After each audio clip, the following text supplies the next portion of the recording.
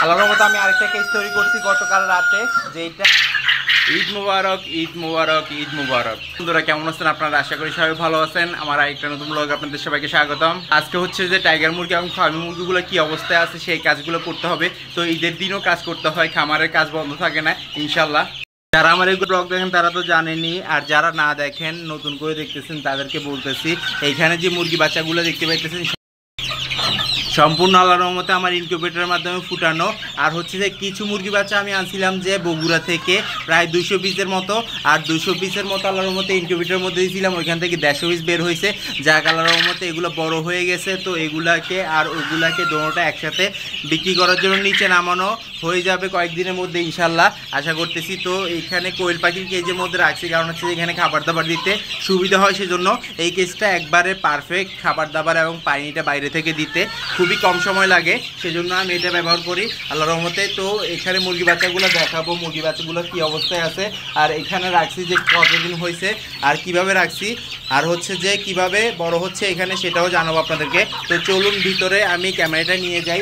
এই যে দেখুন ভিতরে ক্যামেরাটা নিয়ে আসছি, দেখুন মাশাআল্লাহ এখানে টাইগার মুরগি বাচ্চা, ফার্মি মুরগি বাচ্চা আর হচ্ছে দেশি মুরগি বাচ্চা আছে কিছু। এগুলা কিন্তু আল্লাহর রহমতে প্রায় 10 থেকে 15 দিন হবে। 15 দিনের মধ্যে কতটা বড় হয়ে গেছে মাশাআল্লাহ দেখুন একবার। এই সাইডেও আছে, তো সবগুলো ছড়াই ছিটে আছে, অনেকটাই সুন্দর লাগতেছে। টাইগার মুরগি বাচ্চাগুলা বেশি বড় হচ্ছে, কারণ হচ্ছে যে ওগুলো খাবার দাবার একটু বেশি খায়, সেজন্য টাইগার মুরগি এমনিতেও তাড়াতাড়ি বড় হয়ে যায়। তো আমি যেই দুইটা কাজ করছি আল্লাহর রহমতে দোনোটার মধ্যেই সফল হয়েছি। তো সেটা হচ্ছে যে একটা হচ্ছে যে আল্লাহর রহমতে বগুড়া থেকে আনছি, ওইটাও টাইগার মুরগি বাচ্চা ছিল। এখন ইনকিউবেটরের মাধ্যমে যেটা ফুটাইছি ওইটাও টাইগার মুরগি বাচ্চা অরিজিনাল, সেজন্য আমি বলতেছি আপনাদেরকে। তো এগুলো আমি ফুটিয়ে বিক্রি করি। যদি চট্টগ্রাম শহরের মধ্যে কারো লাগে অবশ্যই যোগাযোগ করতে পারবেন। নয়তোবা একদিন বয়সী গলা ছিলা, তারপরে টাইগার মুরগি, নয়তোবা ফাউমি, অন্যান্য যত সব মুরগি আছে আল্লাহর রহমতে লাগলে অবশ্যই যোগাযোগ করে নিতে পারবেন। চট্টগ্রাম শহরের মধ্যে দেশি মুরগির বাচ্চাও পাওয়া যায় একদিন বয়সী ইনশাল্লাহ, খুবই সুন্দর আল্লাহর রহমতে। ওগুলো বুড়ি করার পর বড় হওয়ার পর আপনি কেজি হিসাবে বিক্রি করতে পারবেন, ঠিয়া বিক্রি করতে পারবেন, আবার পারিবারিক মাংসের চাহিদা মেটানোর জন্য ওইটা লালন পালন করতে পারবেন। তো আমি ক্যামেরাটা ঘুরাই ওইদিকে নিচ্ছি, দেখুন কতটা সুন্দর করে ওই কর্নার গিয়ে বসে আছে। তো এগুলাকে দিচ্ছি যে খাবার দাবার, যেই ছোট ছোট খাবারটা আছে ওইটা মাশাল্লাহ। তো এগুলার আরেকটা সাইজ বড় আছে, সেটা হচ্ছে যে অন্য একটা কেজের মধ্যে, ওইটা আমি দেখাবো কয়েকদিন পরেই। তো ঈদের পরে আমি এগুলো নামানোর চেষ্টা করতেছিলাম, তো ইনশাল্লাহ চেষ্টা হয়ে যাবে আর কাজটাও হয়ে যাবে, কারণ হচ্ছে যে এগুলা এখন বড় হয়ে গেছে। আর এখন আল্লাহর রহমতে এগুলো লালন পালন করা শুরু করবে অনেকেই, সেজন্য। তো আল্লাহর রহমতে খুব সুন্দরই আছে, দেখুন ভ্যাকসিন করা আছে, কতটা সুন্দর। আপনারা সবাই মাশাআল্লাহ বলবেন এবং দেখে কেমনটা লাগতেছে অবশ্যই কমেন্ট বক্সে কমেন্ট করবেন। এই যে দেখুন এখানে কিন্তু একটা টাইগার আছে, তারপরে এখানে কালো কালার এটাও টাইগার, এই যে সামনে যেটা দেখতে পেতেছেন এটা আবার ফাউমি, আর ওইখানে কর্নারের মধ্যে একটা আছে টাইগার, এখানে সামনে একটা আছে টাইগার। তো টাইগারগুলো লাল হয়, কালো হয় এবং ফুটফুটে হয়, সব রকম হয়ে থাকে, মাল্টি কালার হয়ে থাকে। মাল্টি কালারটাই ভালো, কারণ হচ্ছে যে বিভিন্ন কালার হয়ে থাকে, হোয়াইট কালার যেটা আছে ওইটা একই কালার হয়ে থাকে, সেই জন্য দেশি মুরগি কালারও হয় মাঝে মধ্যে মাশাল্লাহ।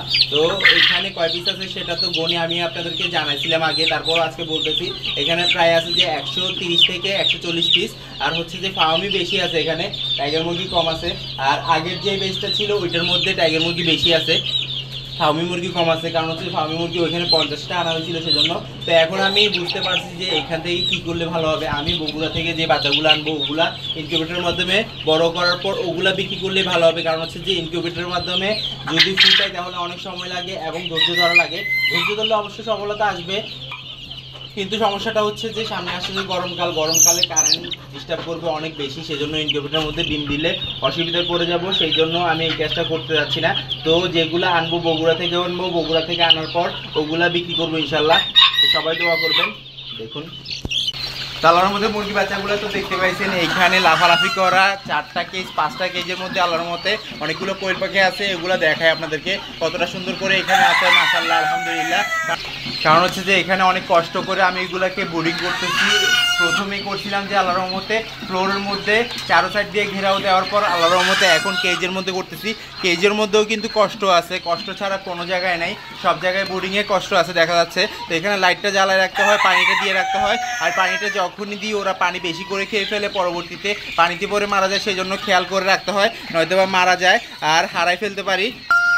তো সেজন্য আমি লাইটটা বন্ধ করে দিয়ে পানি দিয়ে থাকি, কারণ হচ্ছে যে ওরা যদি পানির মধ্যে পড়ে মারা যায় পরবর্তীতে ওদেরকে আর খুঁজে পাবো না, সেজন্য মারা যাবে গা। আর এখানে কয় পিস আছে সেটা গনে বলতে পারবো না এখন, কারণ হচ্ছে যে এখনও গণা হয়নি। আর আমি আরেকটা কেস তৈরি করছি গতকাল রাতে, আল্লাহর মতো আমি আরেকটা কেস তৈরি করছি গতকাল রাতে, যেটা আলাদা করে লাগাইছি এবং ওইটার মধ্যে কিছু কোয়েল পাখি ছাড়বো। এখান থেকেই ছাড়তে হবে, কারণ হচ্ছে যে এখানে গিজি বিজি হিসাবে রাখা যাবে না, সেজন্য আপাতত রাখছি যেন গরমটা ওদের সহ্য হয়ে যায়, পরবর্তীতে বড় হয়ে গেলে আলাদা করে অন্য একটা কেজের মধ্যে রাখতে পারবো। সেই জন্য ইনশাআল্লাহ আল্লাহর রহমতে, তো আল্লাহর রহমতে এখানে 6টা কেজের মধ্যে প্রায় 1100 কোয়েল পাখি ব্রিডিং হচ্ছে ইনশাআল্লাহ আল্লাহর রহমতে। তো 6টা কেজের মধ্যে 5টা কেজ এখন আমি দেখাবো, আরেকটা হচ্ছে যে খালি।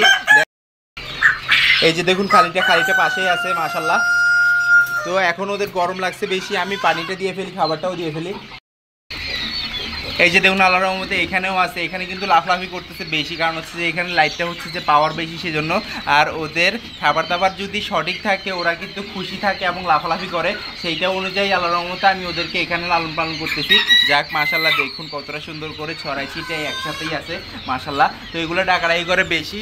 আর উপরে আছে যে আরও এক পেয়ার, এই যে দেখুন মাশাআল্লাহ।